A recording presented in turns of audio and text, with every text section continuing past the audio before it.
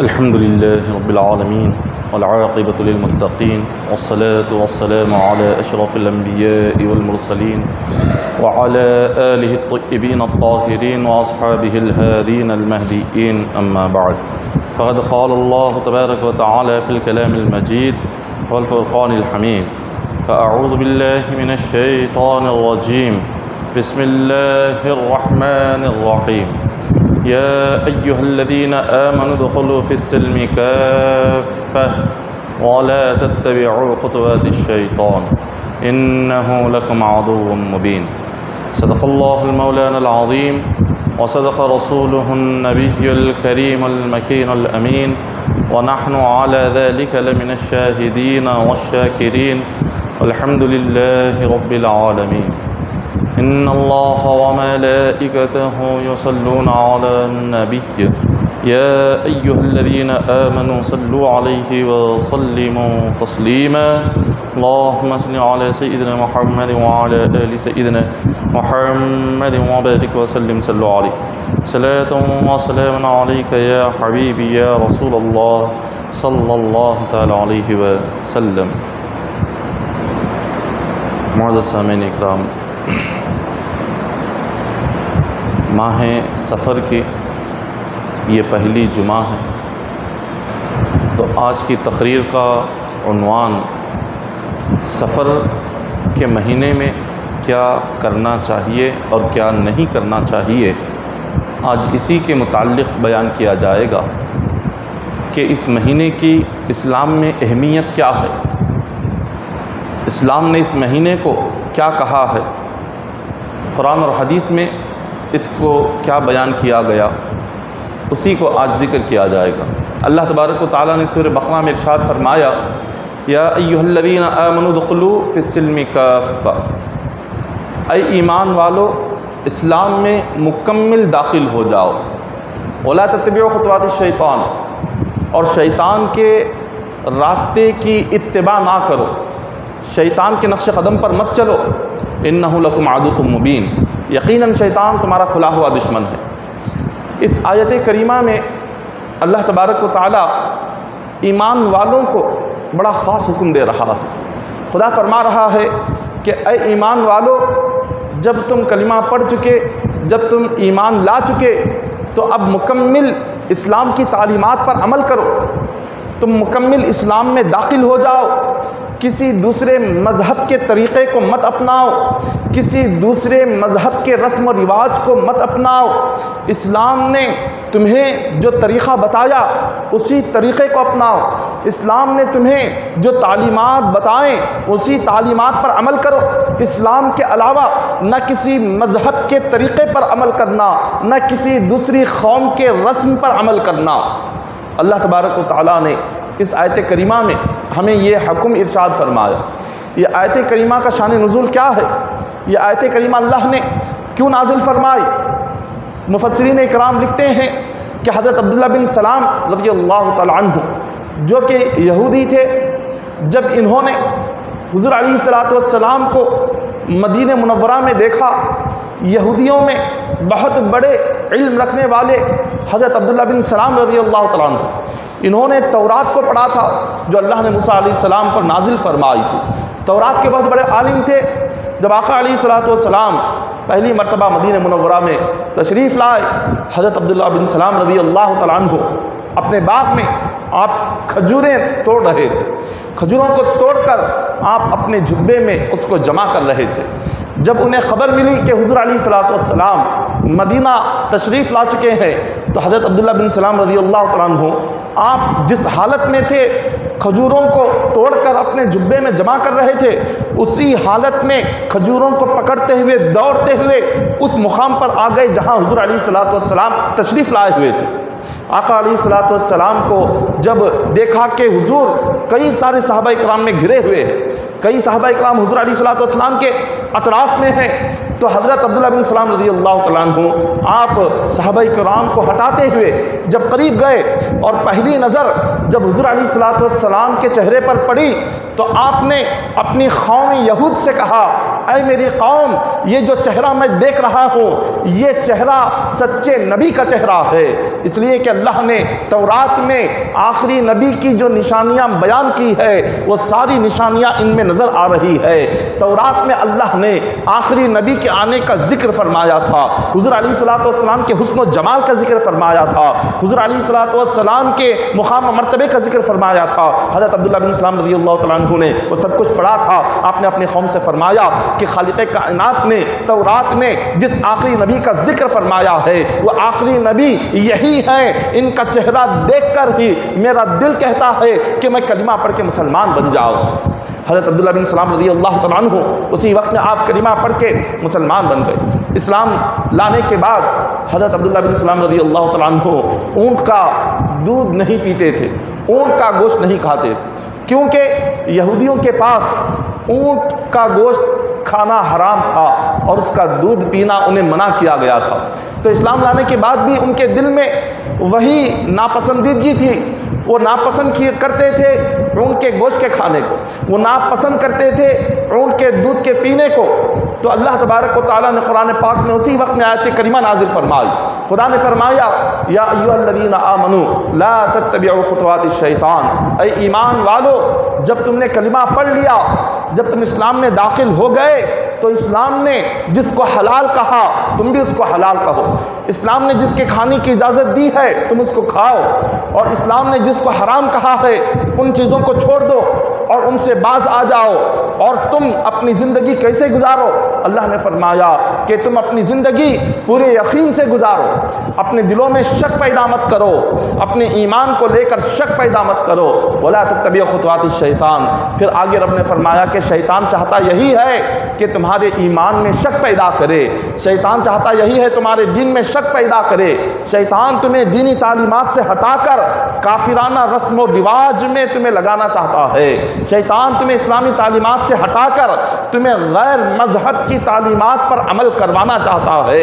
رب نے فرمایا تم شیطان کے نقش قدم پر نہ چلنا بلکہ تم وہی عمل کرنا جو تمہیں میرے نبی نے سکھایا ہوا ہے۔ تو اللہ تبارک و تعالیٰ نے اسلامی تعلیمات جو ہمیں حضور علیہ الصلوۃ والسلام نے بتائے ہیں بس اسی تعلیمات پر ہمیں عمل کرنا ہے، اس تعلیم سے ہٹ کر ہمیں کسی اور بات پر کسی اور طریقے پر ہمیں ہرگز نہیں چلنا ہے۔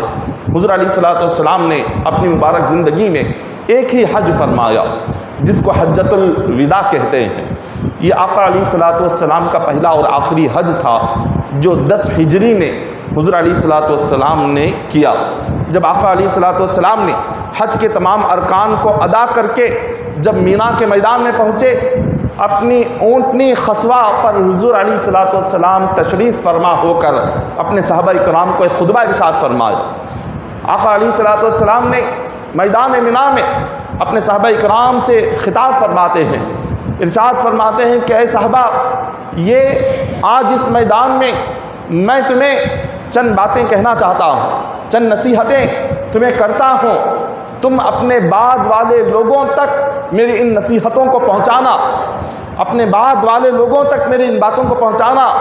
اس وقت حضور علیہ الصلوۃ والسلام کے پاس 1,24,000 صحابہ کرام اس میدان میں موجود تھے۔ 1,24,000 صحابہ کرام کے مجمع میں آقا علیہ الصلوۃ والسلام خطاب فرماتے ہیں۔ حضور علیہ الصلوۃ والسلام نے سب سے پہلے یہ فرمایا کہ اے میری امتیوں، جتنے اللہ تبارک و تعالیٰ نے تمہارے درمیان جاہلیت کے جو رسم و رواج رکھے تھے، میں نے ان تمام رسم و رواج کو اپنے قدموں تلے رون دیا ہے۔ الا ان رسم الجاہلیت تحت قدمی موضوع، حضور نے فرمایا میں نے اپنے قدموں تلے جاہلیت کے تمام رسم و رواج کو توڑ دیا ہے، اس کو رون دیا ہے۔ حضور علیہ الصلوۃ والسلام کے دنیا میں تشریف لانے سے پہلے جو زمانہ گزرا اس زمانے کو زمانے جاہلیت کہتے ہیں۔ حضرت عیسیٰ علیہ الصلوۃ والسلام کے بعد تقریباً 500 سال تک روئے زمین پر کوئی نبی نہیں آئے۔ یہ پہلا ایسا زمانہ تھا کہ اتنے سالوں تک زمین نبیوں سے خالی تھی، مگر اللہ تبارک و تعالیٰ نے عیسیٰ علیہ السلام سے پہلے کوئی زمانہ نبیوں سے خالی نہیں رکھا۔ ہر زمانے میں ہر دور میں نبی آتے تھے، لیکن عیسیٰ علیہ السلام کے بعد حضور علیہ الصلوۃ والسلام کے درمیان 500 سال کا ایسا عرصہ گزرا کہ جس میں نہ کوئی نبی آئے نہ کوئی رسول آئے، جس کی وجہ سے دنیا میں بہت زیادہ کئی قسم کے غلط رسم و رواج پیدا ہو گئے تھے، کافرانہ رسم و رواج بے انتہا عام ہو گئے تھے۔ آقا علیہ الصلوۃ والسلام کی جب دنیا میں تشریف آوری ہوئی تو حضور علیہ الصلوۃ والسلام نے کھلے طور پر اپنے صحابہ کرام سے فرمایا، الا ان رسم الجاہلیتی تحت قدمی موضوع۔ حضور نے فرمایا کہ اے میرے صحابہ کرام سن لو، میرے آنے سے پہلے جتنے غلط رسم و رواج تھے میں نے تمام رسم و رواج کو اپنے قدموں تلے رون دیا ہے، اب تم اس کو دوبارہ شروع مت کرنا، تم دوبارہ اس رسم و رواج کو اپنی زندگیوں میں مت لانا جس کو میں نے اپنے قدموں تلے ڈال کر رون دیا۔ اور پھر اس کے بعد حضور علیہ الصلوۃ والسلام فرماتے ہیں کہ میں تمہارے درمیان دو چیزیں چھوڑ کر جا رہا ہوں، جب تک اس کو تھامے رہو گے تب تک تم گمراہ نہیں ہوگے۔ صحابہ کرام نے عرض کیا کہ حضور وہ دو چیزیں کیا ہے؟ حضور نے فرمایا سب سے پہلے کتاب اللہ و سنتی، فرمایا کہ قرآن پاک اور میری سنت، یہ دو چیزوں کو مضبوطی سے تھامو، قرآن پاک کو پڑھو اور میری سنت پر عمل کرو۔ جب تک یہ دو چیزیں تم مضبوطی سے تھامے رہو گے اس وقت تک تم گمراہ نہیں ہوگے، اس وقت تک تم دین سے نہیں ہٹو گے۔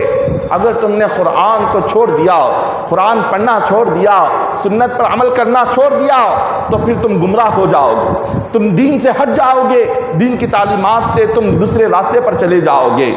اللہ تعالی حضور علیہ الصلوۃ والسلام نے یہ جو باتیں ارشاد فرمائی ہے یہ اتنی پیاری باتیں ہیں۔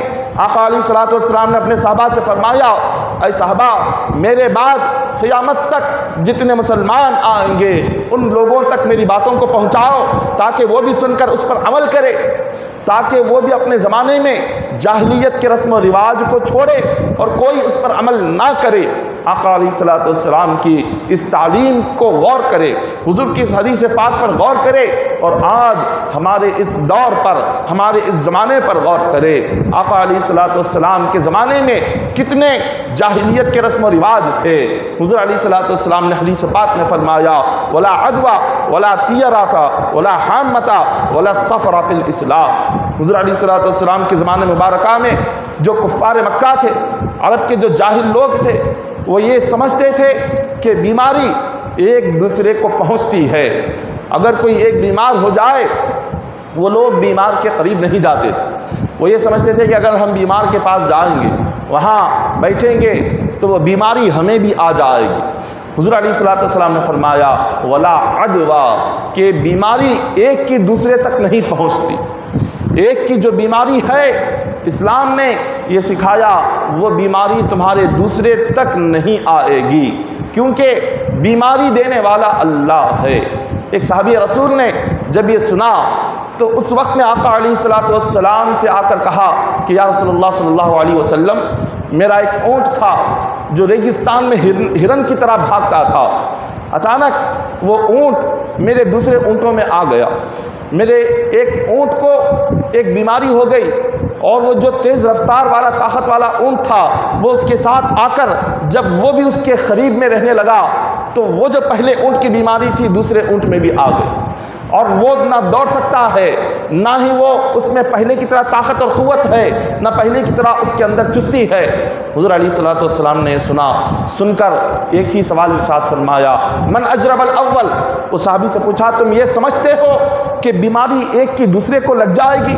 انہوں نے کہا کہ حضور ہاں۔ آقا علیہ الصلوۃ والسلام نے فرمایا کہ ہرگز نہیں، بیماری دینے والا اللہ ہے، پہلے اونٹ کو جس رب نے بیماری عطا کی دوسرے کو بھی اسی رب نے بیماری عطا فرمائی ہے۔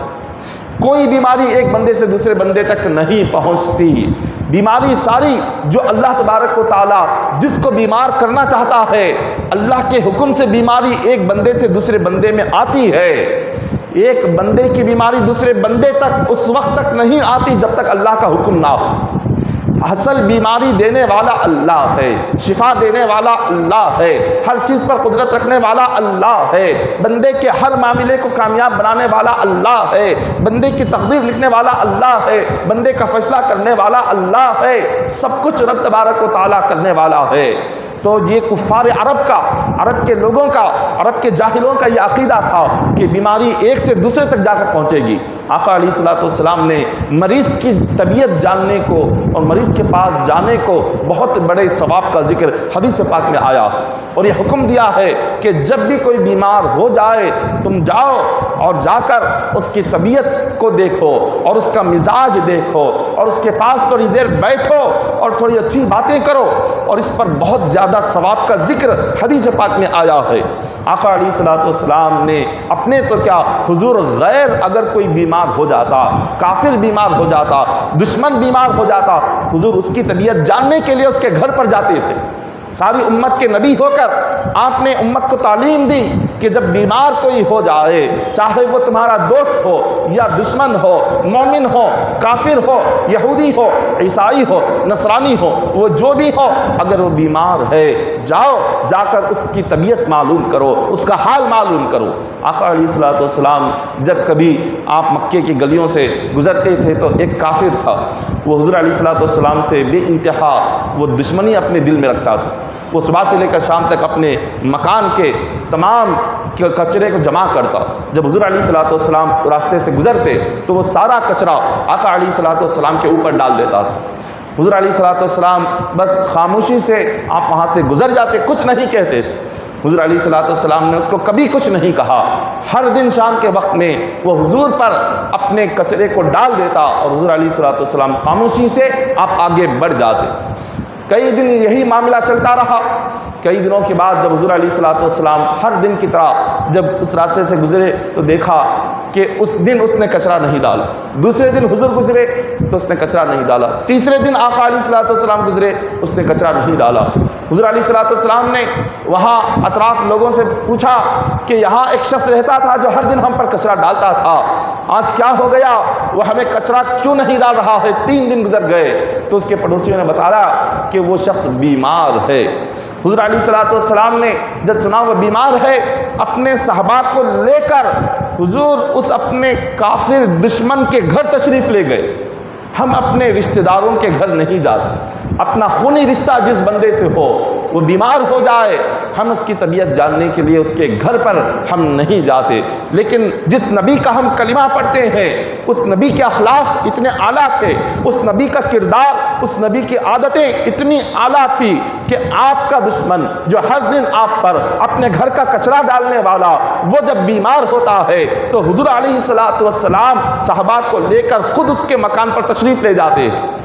آقا علیہ الصلوۃ والسلام کو اس نے جب دیکھا تو وہ حیرت زدہ رہ گیا۔ اس نے عرض کیا کہ آپ میرے مکان پر تشریف لائے ہیں، میں تو ہر دن آپ پر کچرا ڈالتا تھا، ہر دن آپ کو تکلیف دیتا تھا، اور آج آپ میری طبیعت جاننے کے لیے تشریف لائے ہیں۔ حضور علیہ الصلوۃ والسلام نے فرمایا کہ اے اللہ کے بندے، تو نے جو کچھ کیا وہ تیرے اخلاق تھے، اور جو ہم کر رہے ہیں یہ ہمارے اخلاق ہے۔ جب اس نے آقا علیہ الصلوۃ والسلام کے اس اخلاق کو دیکھا، آپ کے قدموں میں پڑھ کر کلمہ پڑھ کے مسلمان بن گیا۔ اسی وقت میں اس نے کلمہ پڑھ لیا اور اسلام قبول کر لیا۔ یہ حضور علیہ الصلوۃ والسلام کے اخلاق کریمہ، یہ حضور علیہ الصلوۃ والسلام کی عادت کریمہ ہمیں یہ بتاتی ہے کہ اگر بیماری ایک سے دوسرے تک پہنچنے والی ہوتی تو آقا علیہ الصلوۃ والسلام کسی مریض کو جا کر دیکھنے کا حکم نہیں فرماتے۔ حضور علیہ الصلوۃ والسلام کسی مریض کے پاس طبیعت جاننے کے لیے اور اس کی طبیعت کو معلوم کرنے کے لیے جانے کا حکم ہمیں نہیں دیتے۔ حضور علیہ الصلوۃ والسلام نے ہمیں یہ بہت بڑے ثواب کا ذکر حدیث پاک میں آیا ہے، اور یہ زمانے جاہلیت کے کافروں کا یہ عقیدہ تھا، یہ ان کا ماننا تھا کہ ایک بیماری دوسرے تک پہنچتی ہے، لیکن اسلام کہتا ہے کسی کی بیماری کسی تک نہیں پہنچتی، بیماری اور شفا اللہ دینے والا ہے۔ اور پھر اس کے بعد حضور نے فرمایا ولا طیرۃ، کہ جو پرندے ہیں، جو کفار مکہ تھے، عرب کے جو جاہل لوگ تھے، وہ جب بھی کسی کام کے لیے نکلتے ایک پرندوں کو اپنے ہاتھ میں رکھ لیتے اور اس پرندے کو اڑاتے۔ اگر وہ پرندہ سیدھی جانب جاتا وہ سمجھتے کہ اس کام میں کامیابی ہوگی، اگر سفر کرنا ہوتا سفر سے پہلے وہ جس مقصد کے لیے سفر کر رہے ہیں اس مقصد میں کامیابی ہوگی یا نہیں ہوگی وہ پرندہ اڑا کر اس کا فیصلہ کرتے۔ اگر وہ پرندہ سیدھی جانب چلا جاتا سمجھتے اس سفر میں کامیابی ملے گی، جس مقصد کے لیے جا رہے ہیں مقصد پورا ہوگا۔ اگر وہ پرندہ بائیں جانب اڑ کر جاتا وہ سمجھتے اس سفر میں ہم جس مقصد کے لیے جا رہے ہیں اس میں کامیابی نہیں ہوگی، جس کام کے لیے نکل رہے ہیں کام نہیں بنے گا، یہ سوچ کر وہ بیٹھ جاتے، گھر سے باہر نہیں نکلتے۔ حضور نے فرمایا ولا طیرۃ، اے صحابہ، اے کلمہ پڑھنے والے میرے امتیوں، یہ جو تم یہ پرندے اڑا کر جو فیصلہ کرتے ہو اسلام سے اس کا کوئی تعلق نہیں ہے کہ پرندہ چاہے سیدھی جانب اڑے یا بائیں جانب اڑے، اس سے تمہارے کام میں کوئی فرق پڑنے والا نہیں ہے۔ وہ چاہے جس مقام پر بھی چلے جائے اس سے تمہارے سفر میں کچھ فرق پڑنے والا نہیں ہے۔ اسلام نے اس کو مٹا دیا۔ اسلام نے کہا یہ تمام زمانے جاہلیت کے غلط رسم و رواج ہے، اسلام سے اس کا کوئی تعلق نہیں ہے۔ اسی طرح ایک اور طریقہ تھا کفار مکہ کا، ولا حامتا، حضور علیہ الصلوۃ والسلام نے اس سے منع فرمایا۔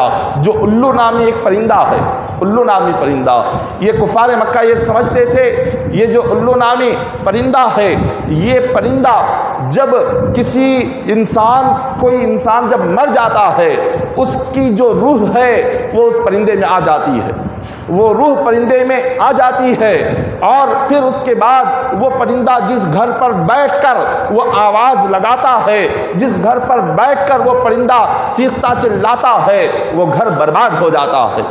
یہ کافروں کا عقیدہ تھا۔ اسلام کے آنے سے پہلے حضور نے فرمایا ولا حامتا، کہ کسی کی روح کسی پرندے میں داخل نہیں ہو سکتی، اور کوئی پرندہ گھر پر بیٹھ کر پکارنے سے کوئی گھر برباد نہیں ہوتا۔ آج جس طرح ہمارا عقیدہ ہے کہ کوئی کوا بیٹھ کر گھر پر پکارے سمجھتے ہیں کوئی مہمان آ رہا ہے، اس کو اڑا دیا جاتا ہے، یہ غلط عقیدہ ہے، یہ کمزور ایمان ہے، یہ کفار مکہ کا عقیدہ تھا، زمانے جاہلیت کا عقیدہ تھا، حضور کے دنیا میں تشریف لانے سے پہلے کا یہ عقیدہ تھا۔ اسلام نے اس کو منع فرمایا، اسلام نے اس عقیدے سے انکار فرمایا۔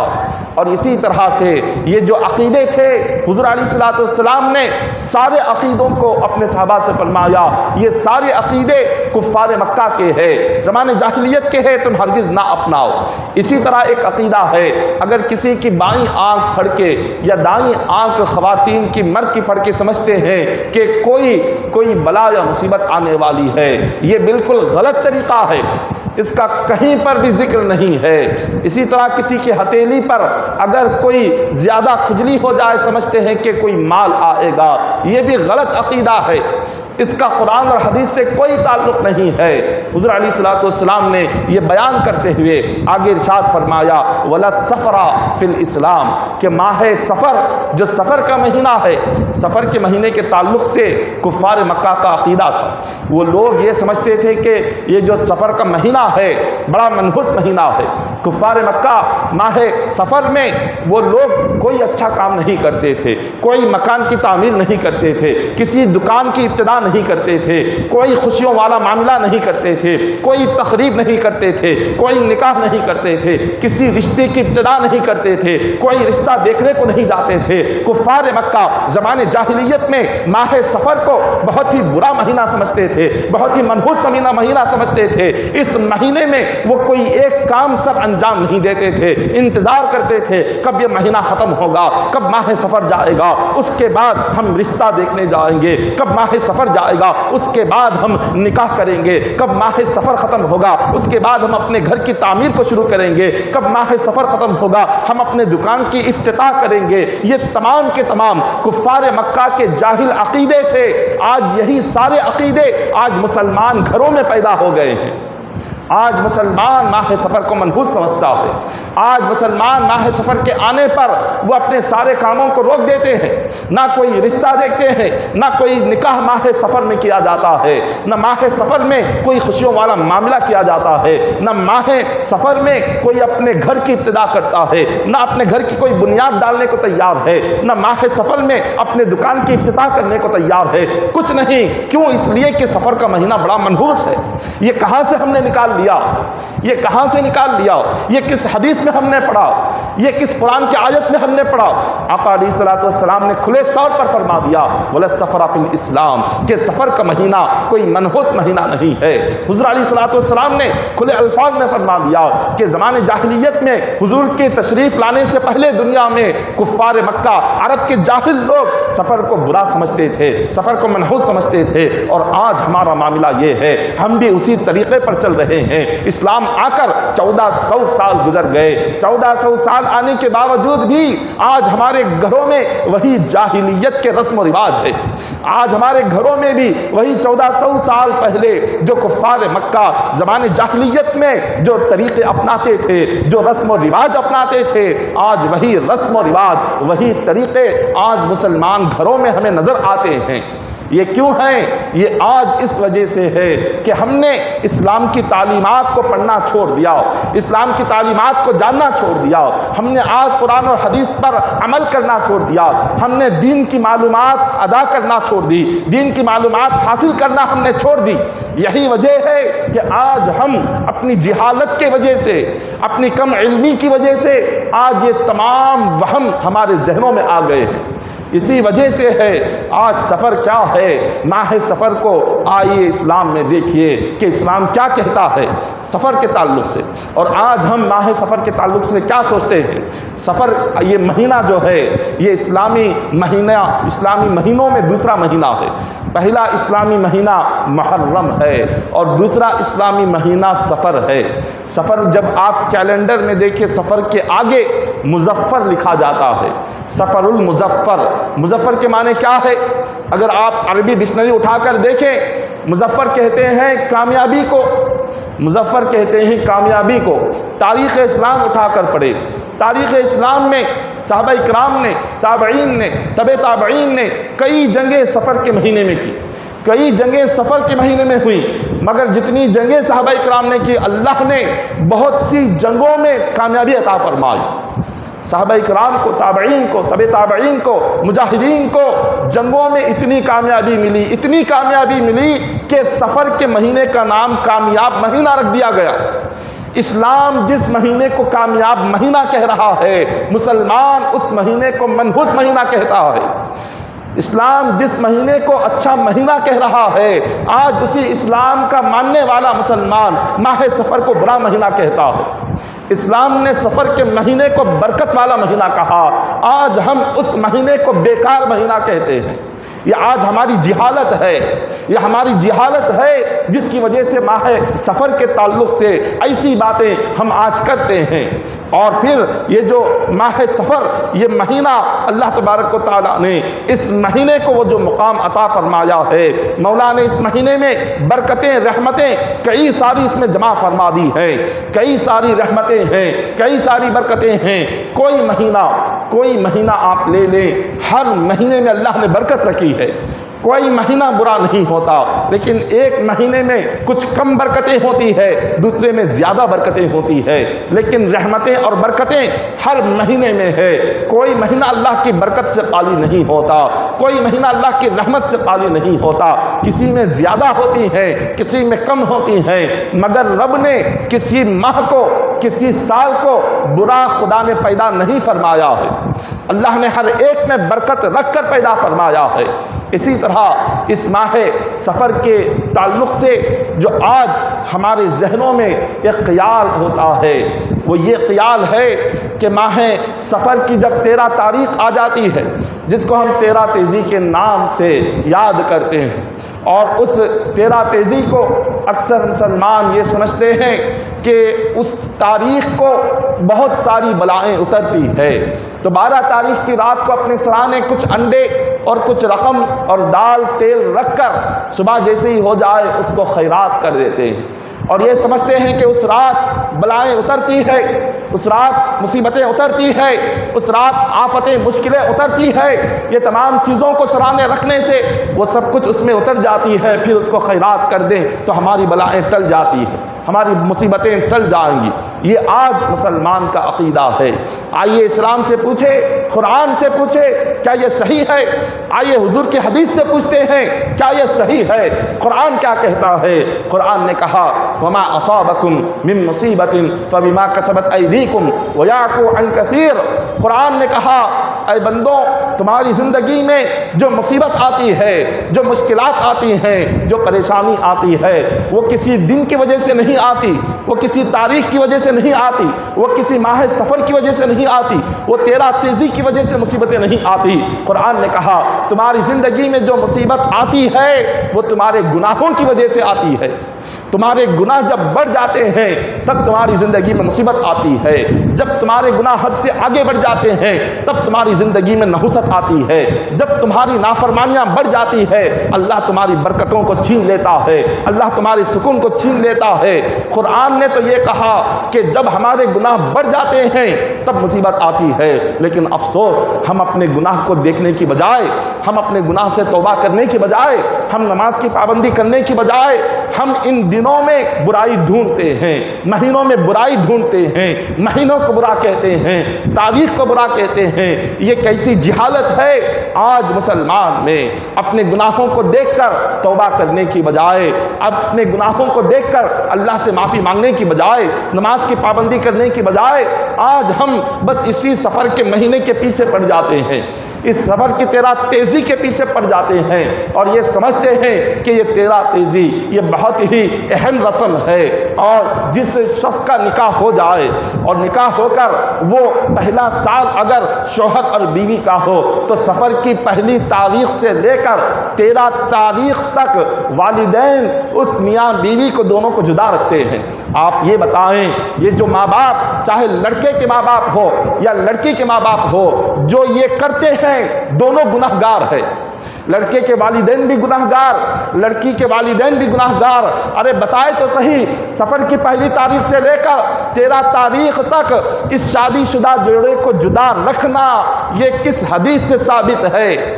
کیا کسی صحابی نے یہ عمل کیا، یا کسی صحابی نے یہ کہا، یا حضور علیہ الصلوۃ والسلام کی کسی حدیث میں آیا، یا بخاری میں آیا، کیا مسلم میں آیا، کیا ابو داؤد میں ہے، یا نسائی میں ہے، یا ابن ماجہ میں ہے؟ ارے کس حدیث سے یہ ثابت کیا ہے؟ یہ کہاں سے آیا ہے؟ یہ کہیں سے نہیں، بس ایک ہے کہاں سے آیا؟ ہماری دادی نے کہا، ہمارے دادا نے کہا، ہمارے نانا نے کہا، ہماری نانی نے کہا، ہمارے والد کہہ رہے ہیں، ہمارے خاندان سے ہے۔ سفر کا مہینہ آ گیا، اب بچی کو گھر بھیج دینا چاہیے۔ محرم کے 10 کھن ہو گئے، 11 تاریخ آ گئی، بچی کو گھر بھیج دینا چاہیے۔ ارے یہ سب کچھ کہاں ہے؟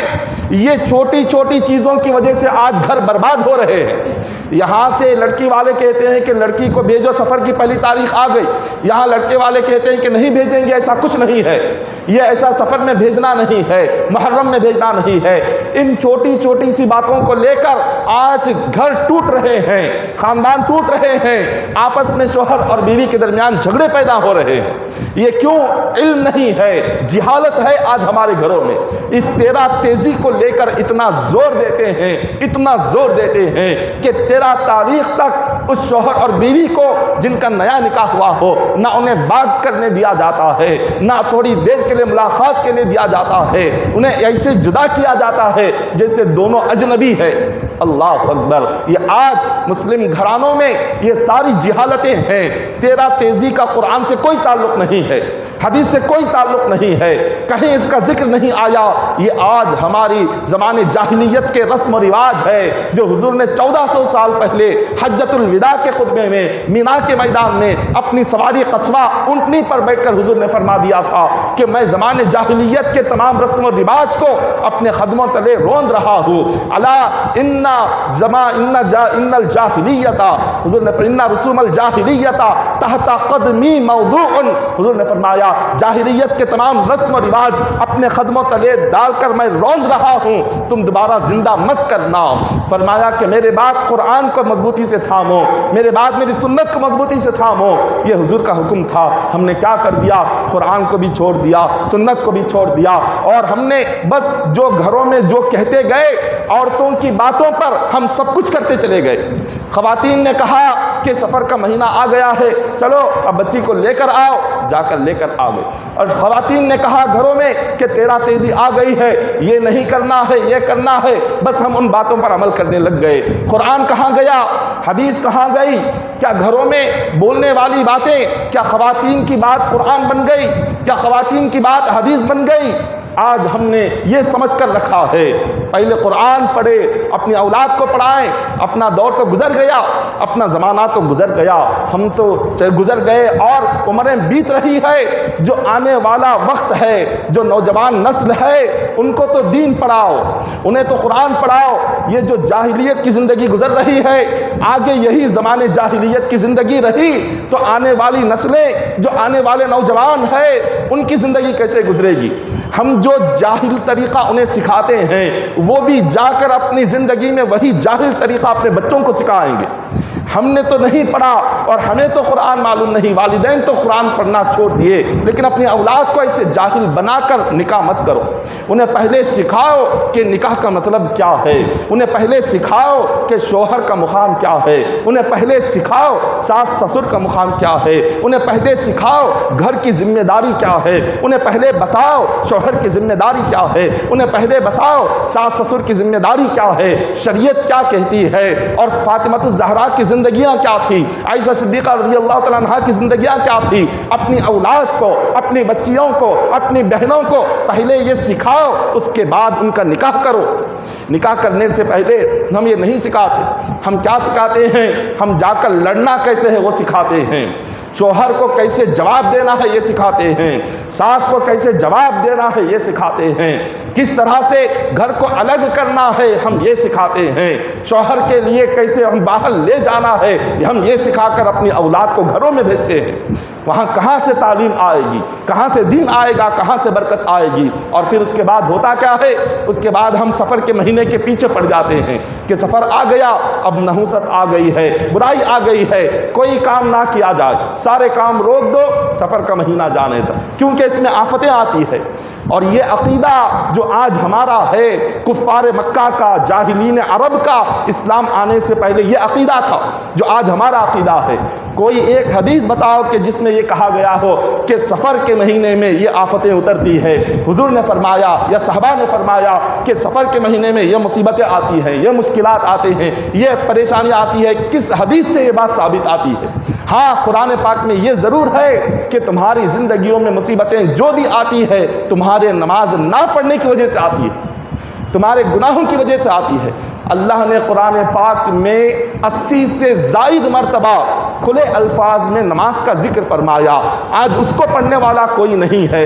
80 سے زائد مرتبہ اللہ تبارک و تعالیٰ نے الصلاۃ الصلاۃ کہہ کر قرآن پاک میں نماز کے لیے بندوں کو پکارا، بلایا، سب کو حکم دیا، اور نہ پڑھنے پر عذاب کا ذکر بھی فرمایا، مگر اس کے لیے کوئی بندہ اتنا سوچتا نہیں اور اس کی پابندی نہیں۔ اور جس کا ذکر نہ قرآن میں ہے نہ حدیث میں ہے، اس تیرا تیزی کے لیے سارے کے سارے تیار ہو جاتے ہیں، اس ماہ سفر کے لیے سارے کے سارے تیار ہو جاتے ہیں، نہ جس کا ذکر قرآن میں ہے نہ جس کا ذکر حدیث میں ہے۔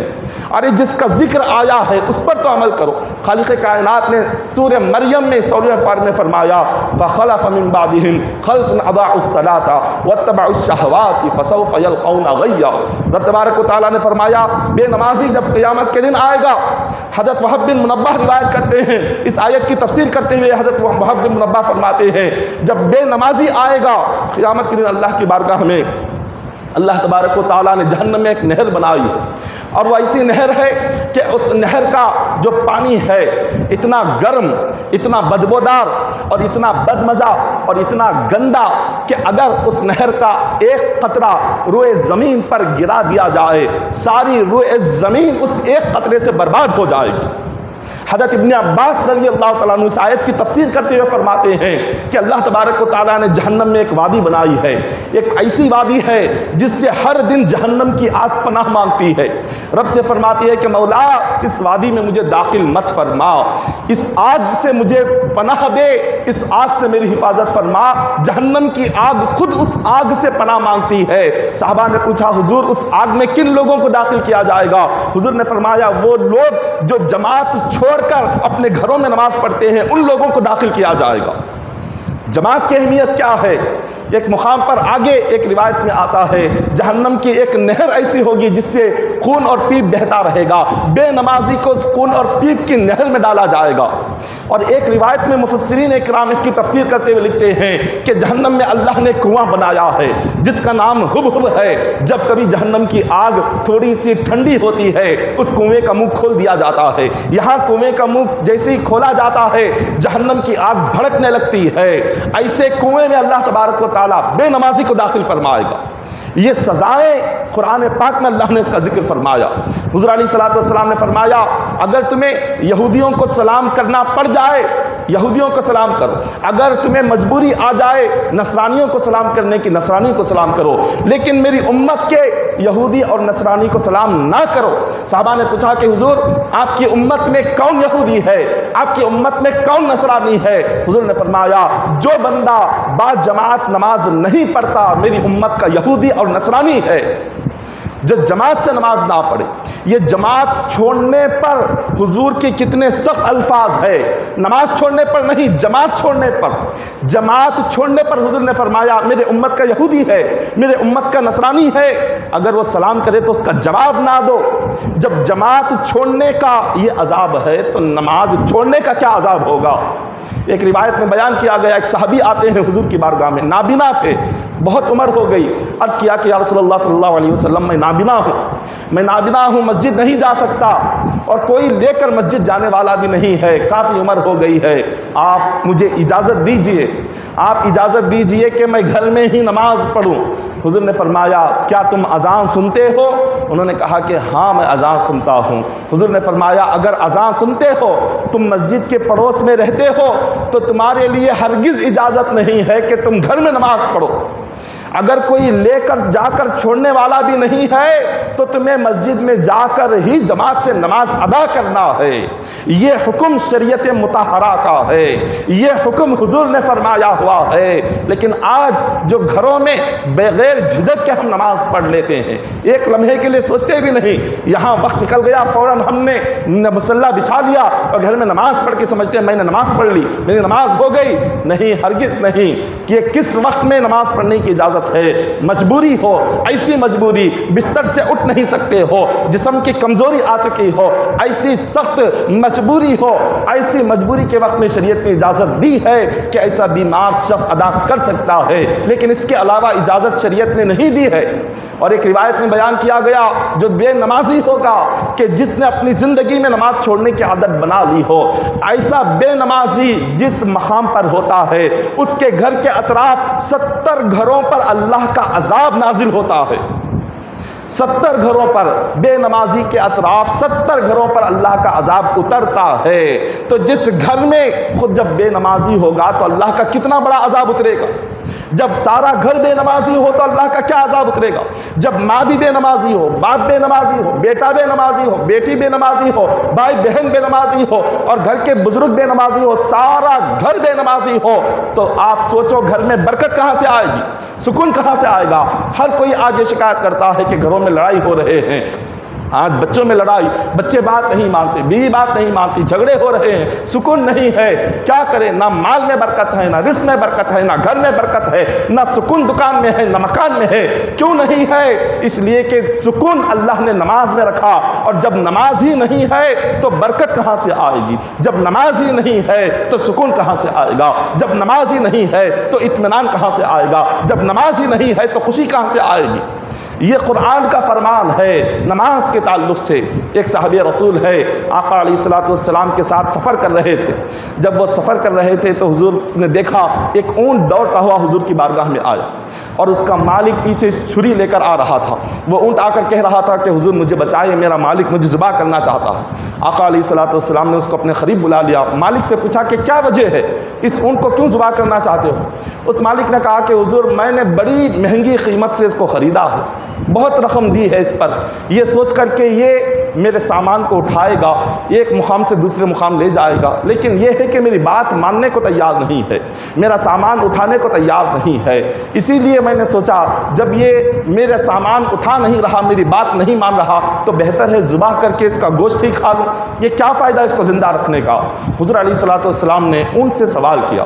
آقا علیہ الصلوۃ والسلام کو اللہ تبارک و تعالیٰ نے ہر مخلوق سے بات کرنے کا علم اور بات کرنے کی زبان اللہ نے عطا فرمائی۔ حضور نے ان سے پوچھا کیا یہ صحیح ہے؟ اس نے کہا کہ حضور ہاں بالکل صحیح ہے۔ حضور نے فرمایا پھر تم کیوں اپنے مالک کی بات پر عمل نہیں کرتے؟ وہ جو کہتا ہے اس کو کیوں نہیں مانتے؟ وہ ان کہتا ہے کہ یا رسول اللہ صلی اللہ علیہ وسلم میں یقیناً اس کی ہر بات پر عمل تو کر لیتا ہوں، لیکن یہ ہر رات عشاء کی نماز پڑھے بغیر سوتا ہے۔ جب یہ عشاء کی نماز پڑھے بغیر سوتا ہے تو میرے دل میں ڈر پیدا ہوتا ہے کہ کہیں اللہ تبارک و تعالیٰ اس کے نماز نہ پڑھنے کی وجہ سے اگر عذاب نازل کرے گا تو اس کی وجہ سے مجھ پر بھی عذاب آ جائے گا۔ میں بھی اس کے مکان میں ہی رہتا ہوں، اس کے گھر میں نہ اس کی اولاد نماز عشاء پڑھتی ہے، نہ یہ نماز عشاء پڑھتا ہے، نہ اس کی بیوی نماز عشاء پڑھتی ہے، تو مجھے ڈر پیدا ہونے لگا کہیں اللہ کا عذاب نہ اتر جائے۔ تو جب تک یہ نماز عشاء کا پابند نہیں ہوگا اس وقت تک میں اس کی کوئی بات نہیں مانوں گا۔ یہ اونٹ کہہ رہا ہے بے نمازی کی بات کا اثر جب جانور پر نہیں ہوتا تو بچوں پر کیا ہوگا؟ بے نمازی کی بات جب اونٹ نہیں مانتا تو بیوی بچے کیا مانیں گے؟ بے نمازی کی بات کا اثر جب ایک جانور پر نہیں ہو رہا ہے تو انسان پر کیسے ہوگا؟ حضور علیہ الصلوۃ والسلام نے اس مالک کو بلا کر کہا کہ تم آج سے وعدہ کرو کہ عشاء کی پابندی کرو گے۔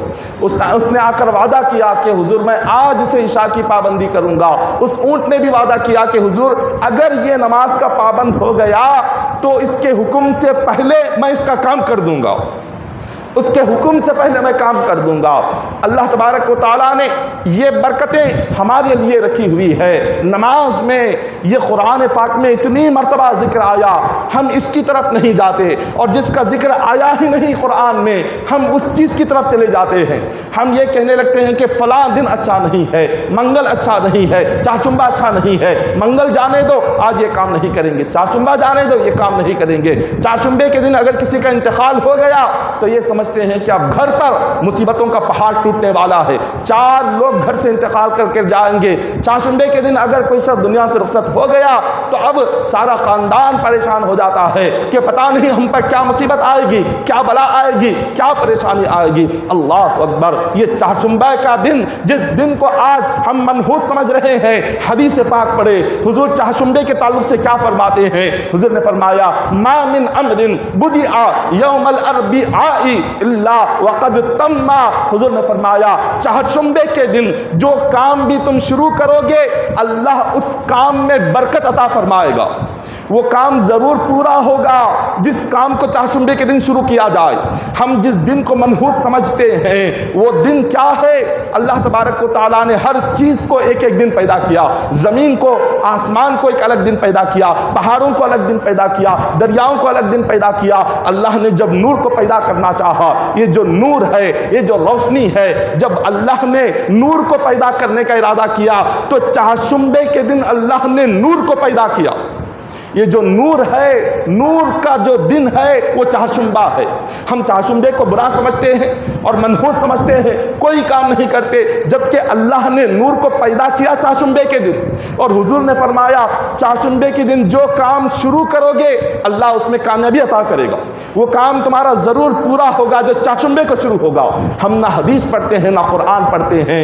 آج ہمارا معاملہ یہ ہے کہ آج ہماری صحبتیں، ہماری سنگتیں آج بے دینوں کے ساتھ رہ کر، کافروں کے ساتھ رہ کر، مشرکوں کے ساتھ رہ کر آج ہمارے ذہن ان کے ذہن کی طرح بن گئے۔ ان کے خیالات جو ہوں گے ہمارے خیالات وہی، ان کے جو طور طریقہ ہے، آج ہماری صحبتیں کافروں کے ساتھ ہونے کی وجہ سے آج ہمارا طور طریقہ بھی ان کی طرح ہو گیا، ان کی سوچ کی طرح ہماری سوچ ہو گئی، ان کے رسم و رواج کو آج ہم نے اپنا لیا ہے۔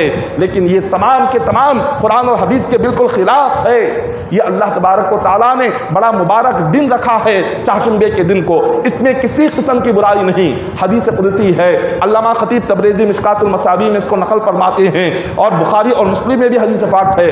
حضرت ابو ہریرہ رضی اللہ تعالیٰ عنہ نے روایت فرمایا، وعن ابی ہریرہ رضی اللہ تعالیٰ عنہ قال قال رسول اللہ صلی اللہ علیہ وسلم یؤذینی ابن آدم ویسب الدہر وانا الدہر۔ یہ حدیث قدسی ہے، خدا فرماتا ہے اپنے نبی سے، اے میرے نبی، ابن آدم بندہ ایک انسان مجھے تکلیف دیتا ہے۔ اللہ کو تکلیف کون دے سکتا ہے؟ اللہ کو تکلیف کس بات سے ہوتی ہے؟ تو اللہ نے فرمایا جب بندہ کہتا ہے کہ فلاں دن برا ہے، فلاں وقت برا ہے، فلاں مہینہ برا ہے، منحوس ہے، تو اللہ نے فرمایا جب وہ ایسا کہتا ہے تو مجھے تکلیف ہوتی ہے، اللہ کو تکلیف ہوتی ہے۔ کیوں؟ رب نے فرمایا وَأَنَا الدَّهْرُ کہ دنوں کو پیدا کرنے والا میں ہوں، زمانے کو پیدا کرنے والا میں ہوں، وقت کو پیدا کرنے والا میں ہوں، سال کو پیدا کرنے والا میں ہوں۔ جب بندہ مہینے کو برا کہتا ہے تو یہ مہینے کو نہیں کہتا، اس مہینے کے بنانے والے رب کو برا کہتا ہے۔ جب بندہ دن کو برا کہتا ہے وہ دن کو برا نہیں کہتا، اس دن کو پیدا کرنے والے رب کو برا کہتا ہے۔ جب بندہ کسی وقت کو برا کہتا ہے تو وقت کو برا نہیں کہتا، اس وقت کو پیدا کرنے والے رب کو برا کہتا ہے۔ رب نے فرمایا وَأَنَا الدَّهْرُ جب میں نے زمانے کو پیدا کیا، میں نے ہر ایک چیز میں برکت رکھی، لیکن بندہ کیوں یہ کہتا ہے کہ فلاں دن برا ہے، فلاں وقت برا ہے، فلاں دن اچھا نہیں ہے، یہ وقت اچھا نہیں ہے۔ یہ تمام کافروں کا طریقہ آج ہمارے گھروں میں پیدا ہو گیا، مسلمانوں کی زندگیوں میں آ گیا، مسلمان کے ذہن میں آ گیا، اور اکثر مسلمان ماہ سفر میں نکاح نہیں کرتے، ماہ سفر میں نکاح نہیں کرتے، اور یہ کہتے ہیں کہ سفر میں نکاح نہیں کرنا چاہیے، شادی نہیں کرنا چاہیے۔ ایک سیرت کی کتاب ہے عربی میں سبل الہدا والرشاد، اس کی جلد نمبر 12 اٹھائیے، جلد نمبر 12 سبل الہدا والرشاد عربی کی کتاب ہے۔ اس میں لکھا گیا حضرت علی اور حضرت فاطمہ الزہرا رضی اللہ تعالیٰ عنہ کا جو نکاح ہوا وہ سفر کے مہینے کی 27 تاریخ کو نکاح ہوا۔ ماہ سفر میں حضرت فاطمہ الزہرا حضرت علی رضی اللہ تعالیٰ عنہما کا نکاح ہوا۔ حضور علیہ الصلوۃ والسلام اپنی لخت جگر کا نکاح جس مہینے میں کرتے ہیں، اور آج ہم کہتے ہیں کہ یہ مہینے میں ہم رشتہ نہیں کرتے، اس مہینے میں ہم لڑکی دیکھنے نہیں جائیں گے، اس مہینے میں منگنی نہیں کریں گے، اس مہینے میں کوئی اچھا کام نہیں کریں گے، یہ مہینہ جانے دیں۔ حضور نے اپنی بیٹی کا نکاح کیا، اپنی بیٹی کا نکاح آقا نے فرمایا سفر کے مہینے میں۔ سیرت کی کتابیں اٹھا کر پڑھے تو جب حضور نے جس مہینے میں کیا ہے اور ہم اس مہینے میں کرنا نہیں چاہتے، یہ جہالت ہے کہ ہم پڑھتے نہیں ہیں اور کسی عالم دین سے جا کر پوچھتے بھی نہیں۔ کیوں؟ کیونکہ پہلے زمانے سے چلا آ رہا ہے، ہمارے خاندان کا طریقہ ہے کہ ہمارے خاندان میں اس مہینے میں نہیں کرتے۔ ارے کسی کے خاندان کا کوئی طریقہ نہیں ہے، مسلمان کا طریقہ ایک ہی ہے جو قرآن و حدیث کا طریقہ ہے۔ ہمارے باپ دادا کا کوئی طریقہ نہیں ہے، طریقہ وہی ہے جو قرآن کا ہے، طریقہ وہی ہے جو مصطفیٰ نے سکھایا ہے، طریقہ وہی ہے جو حدیث نے سکھایا ہے۔ ہم ان چیزوں پر کیوں آج بھروسہ نہیں کرتے؟ ایمان کمزور ہو رہا ہے، اللہ کی ذات پر یقین کمزور ہو رہا ہے، جہالت دن بدن بڑھتی جا رہی ہے۔ اس ماہ سفر کو رب تبارک و تعالیٰ نے مظفر کہا، یعنی مظفر کا مطلب ہے کامیاب مہینہ۔ جس مہینے کو کامیابی اللہ نے عطا کی، صحابہ کرام کی ہزاروں جنگیں اور اللہ نے اس جنگوں میں کامیابی اس مہینے میں عطا کی ہے، اور آج ہم اسی کو ناکامی والا مہینہ کہہ رہے ہیں۔ اسی ماہ کے آخری چہارشنبے کو آج مسلمان آخری چہارشنبے کے نام سے ایک رسم کرتے ہیں۔ قرآن اور حدیث کی روشنی میں آخری چہارشنبے کی حقیقت کیا ہے؟ کیا آخری چہارشنبے کو گھر سے باہر نکلنا، ہریالی میں گھوم کر آنا، کیا یہ سنت ہے؟ جو اکثر مسلمان یہ کرتے ہیں، ایک عید کی طرح اس کو مناتے ہیں، عید کی طرح گھروں میں پکوان کر کر ہم نکل رہے ہیں، اور یہ کہتے ہیں کہ آخری چہارشنبے کو حضور علیہ الصلوۃ والسلام صحت یاب ہوئے، تندرست ہوئے، بیمار تھے، اور حضور صحابہ کو لے کر مدینے کے باہر ہریالی میں گھوم کر آئے، اسی لیے ہم جا رہے ہیں۔ یہ غلط ہے۔ سیرت کی ہزاروں کتابیں ہیں، آقا علیہ الصلوۃ والسلام کی سیرت پر لکھی ہوئی، ساری کتابیں پڑھ لے، کسی سیرت کی کتاب میں حضور علیہ الصلوۃ والسلام کی مبارک زندگی میں کسی ایک کتاب میں نہیں ملتا کہ حضور علیہ الصلوۃ والسلام سفر کے مہینے کی آخری تاریخ میں آخری چہارشنبے کو کہیں گھومنے گئے تھے ہریالی میں، اس کا ذکر کہیں پر نہیں آیا ہے۔ یہ ایک من گھڑت، ایک جہالت والی بات ہے۔ جب ہم تاریخ پڑھتے ہیں، حضور کی سیرت پڑھتے ہیں، تو سیرت میں تو یہ لکھا گیا آقا علیہ الصلوۃ والسلام سفر کے آخری ہفتے میں حضور علیہ الصلوۃ والسلام سفر کرنا چاہتے، مدینے سے باہر جانا چاہتے تھے، مگر حضور کو اتنا سخت بخار تھا، سر کا درد اتنا سخت تھا کہ حضور مدینہ سے باہر نہیں جا سکے۔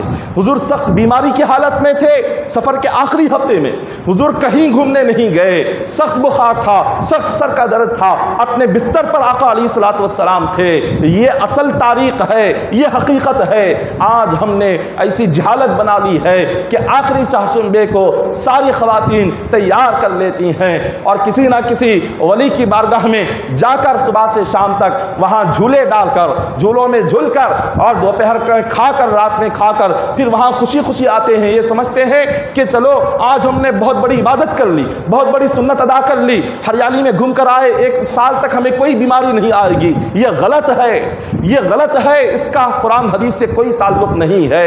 آج ایسی بے حیائی ہوتی ہے اس آخری چاشنبے کے نام پر۔ اولیاء کی جو بارگاہیں ہیں یہ زیارت کے لیے ہے۔ یہ کیوں ہے؟ وہاں جا کر موت کو یاد کرنے کے لیے ہے۔ اولیاء کی جو بارگاہیں ہیں یہ کس لیے ہے؟ وہاں جا کر ہمیں اپنی خبر یاد کرنے کے لیے ہے۔ ہم کیا کرتے ہیں؟ ہم وہاں جا کر پکنک منا لیتے ہیں۔ کیا اولیاء کی بارگاہیں پکنک منانے کے لیے ہے؟ کیا جھولے ڈال کر جھولنے کے لیے اولیاء کی بارگاہیں ہیں؟ یا وہاں پر بیٹھ کر ہنسی مذاق کر کے کھانے کے لیے اولیاء کی بارگاہیں ہیں؟ کیا اسی کا نام سنیت ہے؟ کیا اسی کا نام دین ہے؟ کیا اسی کا نام اسلام ہے؟ ہرگز نہیں۔ نہ سنیت سے اس کا کوئی تعلق ہے، نہ دین سے تعلق ہے، نہ اسلام سے تعلق ہے، نہ قرآن و حدیث سے اس کا تعلق ہے۔ کہیں اس کا ثبوت نہیں ملتا۔ بارگاہ اولیاء زیارت گاہ ہے۔ بارگاہ اولیاء کیوں ہے؟ جا کر دعائیں مانگے اور جا کر اپنی آخرت کو یاد کرے، اپنے انجام کو یاد کرے۔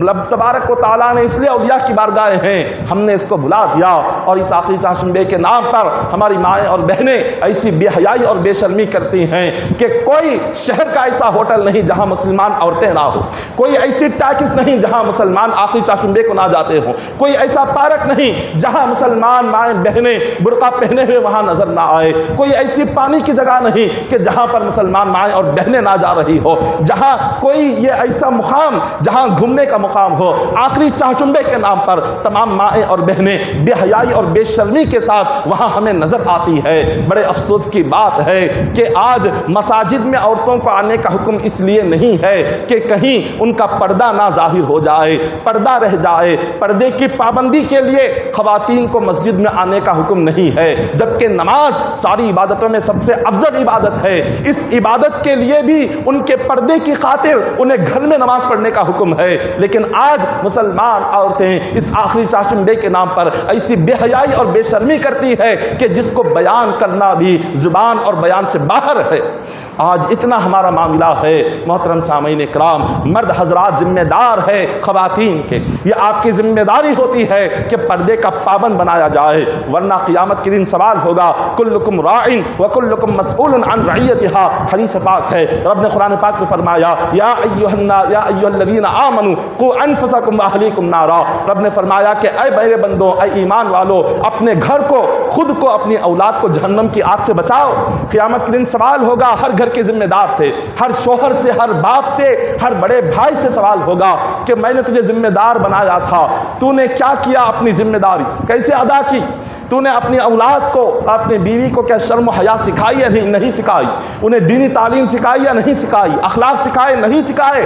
ہر ایک سے یہ سوال ہوگا قیامت کے دن کہ تم نے اپنی ذمہ داری کیسے ادا کی ہے۔ اگر صحیح ادا کی ہوگی تو جواب وہاں پر صحیح دیا جائے گا۔ اگر اس نے یہ کہہ دیا کہ میں نے اپنے گھر کے تمام اپنے گھر کے معاملات اپنی بیوی کے حوالے کر دیے، خواتین کے حوالے کر دیے، تو اس کے بعد اس کا یہ جو جواب ہوگا، اس جواب پر اسے فرشتے نہیں چھوڑیں گے بلکہ جہنم کا عذاب ہوگا۔